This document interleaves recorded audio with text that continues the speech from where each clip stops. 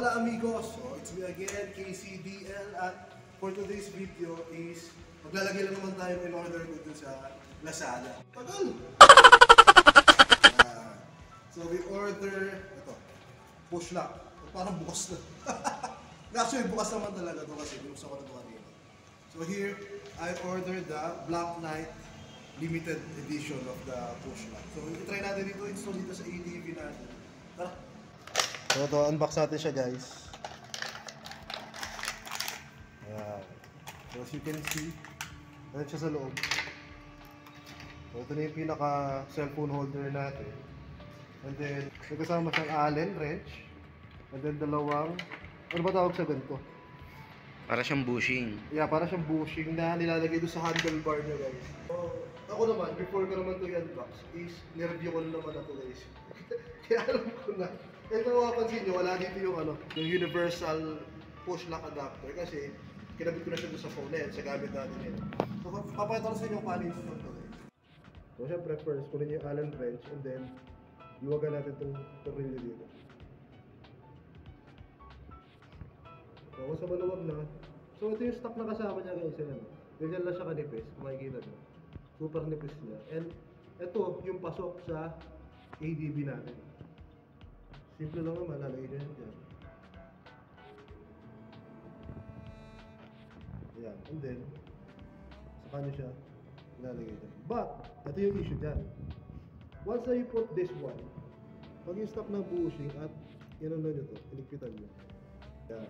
So mapapansin nyo dyan, dun sa pinakamanipis at is maluwag siya. Gumagalaw siya, diba? So ang kailangan nyo dyan is papalitan nyo ng tornilyo.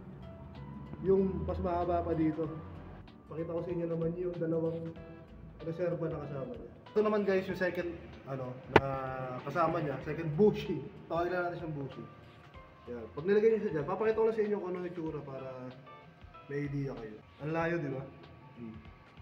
So, hindi siya sukat dyan. Okay. Nalalo naman to, nakita nyo mo gaano kataba. No? So, hindi ko na papakita to kasi nakita nyo naman yung pangalawa. So, yun na guys. Masikip na siya. Sobrang tibay na niya. So guys, ito yung pinaka niya. Yung pinaka adapter niya. Ayan, universal naman yan. So, naka 3M lang din siya. Didikit nyo lang naman yun dyan. So once goods na, napaka-easy step. Ganito lang. Mula siya dyan. Matapos, that's it. Ang maganda pa dito is you can do it 360 degrees. So like this. Pwede siyang tayo, pwede rin siyang nakahiga. Same way around, pwede rin siyang ganyan. Pwede rin siyang ganyan. Basta pagkatanggalin mo siya, just need to push this. Push lang yan. And then release. Napaka-easy. Kabit mo. Oh yeah. So guys, patay pa ng kulay yan. Lalagay ko yung link dyan. Meron siyang red and then meron blue. So ano siya? Cheap version siya ni Quad. Ano pa itong binibiling yung steering damper ba? Nilalagay siya doon sa ilalim ng pinaka pampaless siya ng vibration. Pero kahit wala naman is goods pa rin. Pero kung gusto nyo, maglagay kayo much better. Tapos ano pa ba yung mga in-update natin dito sa ADV natin? Ito pala na-upgrade ko dyan. Ito handguard to. This is a universal handguard ata, I think. And made of lang to plastic. Ito plastic. So ang pinaka lang naman yan is pag yung nakataas yung windshield mo, pag pinasa din siya, tama siya. So plastic to, pag nakalimutan mo nakataas to, basag to. So another, bibili ka na naman. So much better is, ibaba mo na lang. Para at least safe siya. Pag nakababa naman guys, tingnan nyo. Tingnan nyo yung, niya, spacing niya. Sobrang halos sakto lang. Amigo, dito mo tingnan. Dito mo tirahin, amigo. Ayan sobrang dikit na dikit siya pag nakababa. So yan lang naman. Smoke to. Although may available naman na mga clear, pero ito kasi nabili ko to sa Caloocan Nung kinabit ko to, tinanggal ko yung pinaka-bar end ng ADV natin. Tinanggal siya kasi hindi pwede yung bar end is nakakabit. Tapos, eto, masyadong lalapad yung motor. Pwede siya. Bibili kayo yung mahabang tornilyo. Kaso, masyado siyang lalapad. So, ang hirap niya na isingit. Imagine nyo, ganyan. Kasi dito yung, sobrang magiging malapad na siya guys.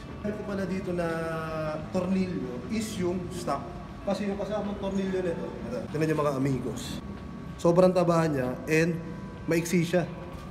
Pag nilagay mo dyan, so hindi siya papasok. Kasi nyo guys, yung itsura ng ADV natin ngayon.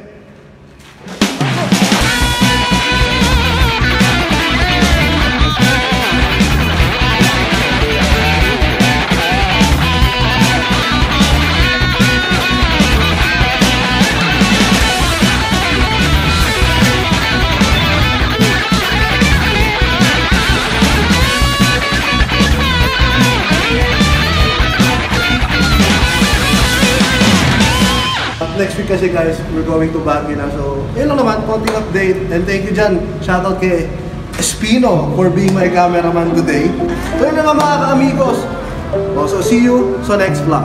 Ciao!